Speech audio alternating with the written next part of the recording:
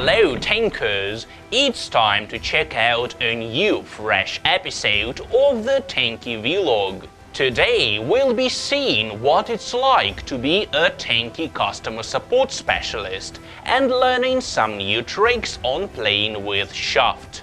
Get comfy in your seats and enjoy! I'm sure most of you have contacted Tanki Online customer service at least once.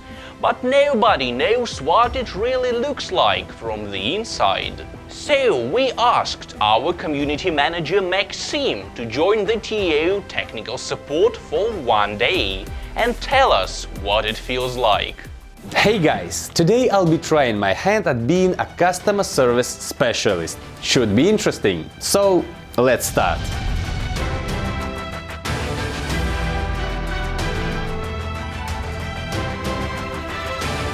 I have been placed at the first line of support.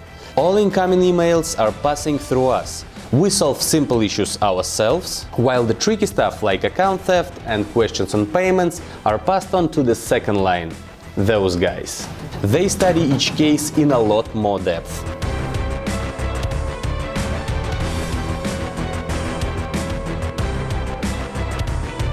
Answered 32 emails. This is really hard. Sometimes it's almost impossible to understand what a player means, especially when it's something like this.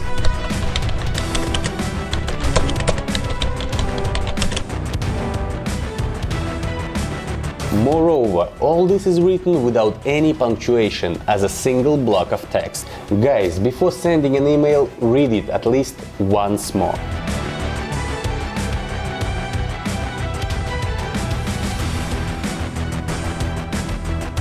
Half the day is behind me, my head is exploding. I have to give credit to these guys, keeping their cool and sorting all this out with such faces.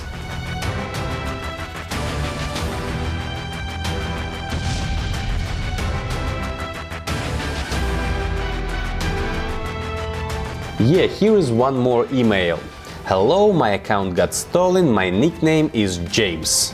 James, right. Guys, write your nicknames properly, exactly as they are in the game.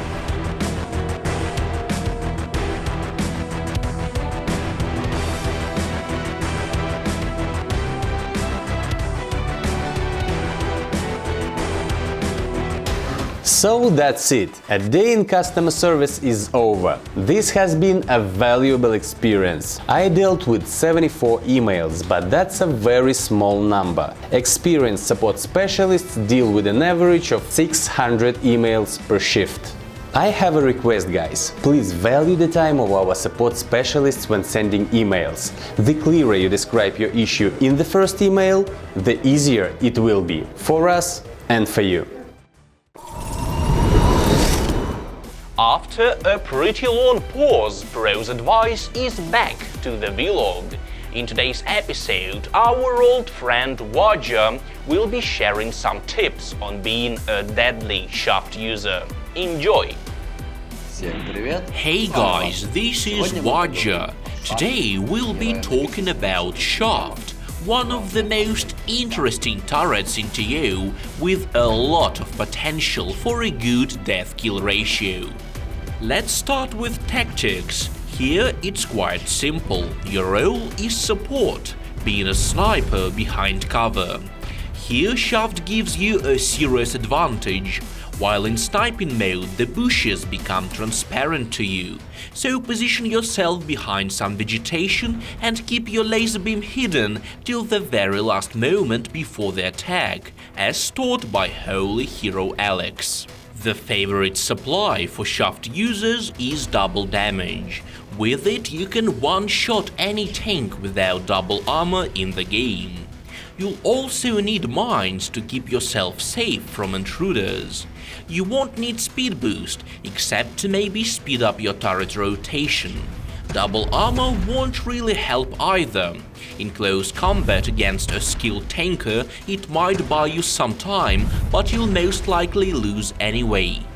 As for positioning, Shaft is incredibly versatile, as it can play many roles. For example, when covering the flag carrier, you must first clear the path for him and then keep supporting him.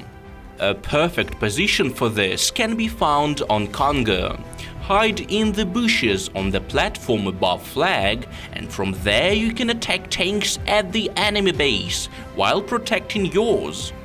So you're in the bushes with double damage activated and safely surrounded by your own mines. What's next? Tricks. First of all, memorize the amount of charge you need to destroy each kind of hull. Do not spend energy for nothing.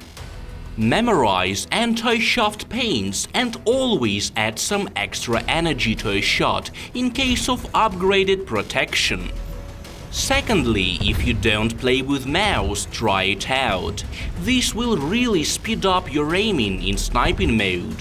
Make sure you use Firefox, Opera or standalone Flash player. That's it from me. Snipe your enemies and good luck. Lags and poor FPS. These two issues are often mixed up by many Tanki players. So we decided to gather all the info, tell you the difference between the two, and teach you how to solve these issues, or at least minimize them. Watch and learn. Hello! Let's start with the main thing. Lag and FPS issues are usually not related to each other. They happen for different reasons, and more importantly, they call for different solutions. Lag is the result of issues with the internet connection, the channel between you and Tanki online servers. On the other hand, poor FPS is a sign that your PC is having problems processing what is required of it.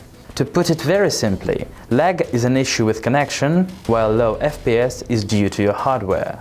Now let's talk solutions. To decrease your lag, you'll need to free up your internet channel as much as possible. Switch off torrents even if you're not downloading anything, and close the online video in the tab nearby. The lower the load on your connection, the more stable it is and the lower the ping. And a low ping is awesome. As for low FPS, the natural way to fight it is to decrease the load on your PC's hardware. Decrease graphics quality in settings and try out the standalone Flash player. It will increase your FPS and might even partly solve the lag issue. Below this video, you'll find a link to instructions on how to use the standalone, as well as to a list of other ways to increase performance. As for lag, it's not just up to you, but also up to our programmers. Optimizing the work of servers and decreasing the amount of data transmitted is currently one of our primary tasks. So, if you haven't managed to deal with lag yourself, be patient.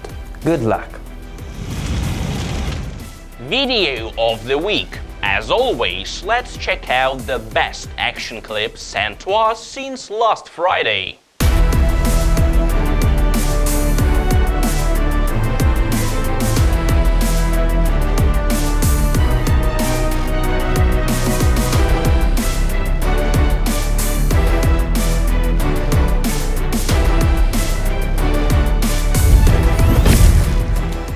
That's it, tankers. See you next Friday. Don't forget to hit the like button if you enjoyed being with us. Take care.